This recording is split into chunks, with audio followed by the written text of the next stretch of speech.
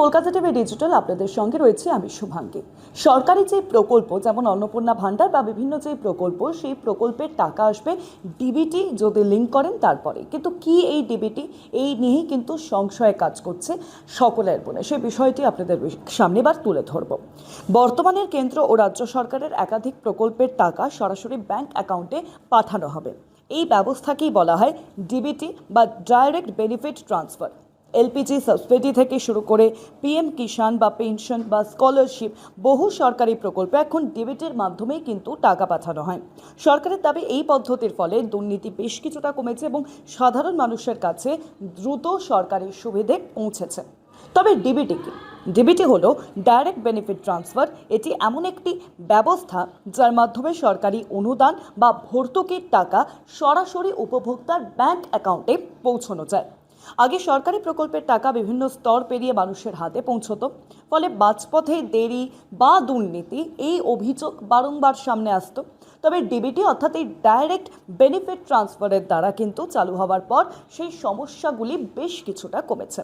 তবে কিভাবে কাজ করে এই ডিবিটি? ডিবিটি ব্যবস্থায় সাধারণত তিনটি বিষয় খুবই গুরুত্বপূর্ণ। আধার নম্বর ব্যাংক অ্যাকাউন্টের সঙ্গে লিঙ্ক আপ করতে হবে। উপভোক্তাদের আধার ব্যাংক অ্যাকাউন্টের সঙ্গে লিঙ্ক থাকলে সরকার সরাসরি সেই অ্যাকাউন্টেই কিন্তু টাকা পাঠায়। কোন কোন প্রকল্পে ডিবিটি ব্যবস্থা হয়?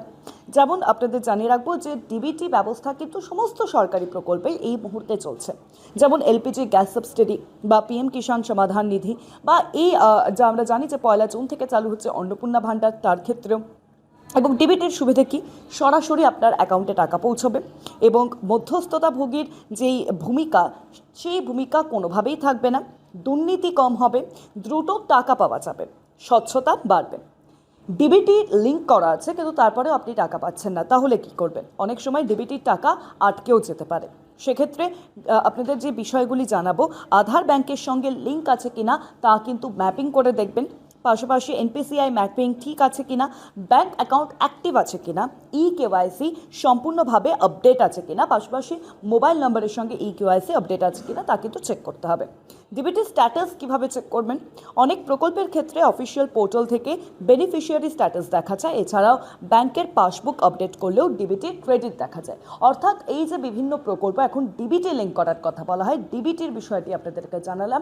এবং অন্নপূর্ণা ভান্ডার 1 জুন থেকে বেলতে চলেছে, সেই আবহেও কিন্তু যারা লক্ষ্মীর ভান্ডার পেতেন তাদেরকেও কিন্তু ডিবিটি লিঙ্ক আপ করতে হবে। ডিবিটি লিঙ্ক আছে কিনা সেই বিষয়টি চেক করার জন্য ইতিমধ্যে পোর্টালে গিয়েও চেক করতে পারেন, বা ব্যাংকে ফর্ম দেওয়া হচ্ছে সেখানে গিয়েও ডিবিটি লিঙ্ক করাতে পারেন। এরকম বিভিন্ন খবরের জন্য নজর রাখুন কলকাতা টিভি ডিজিটাল, পাশাপাশি কলকাতা টিভি পর্দায় কলকাতা টিভি রাত 7 দিন।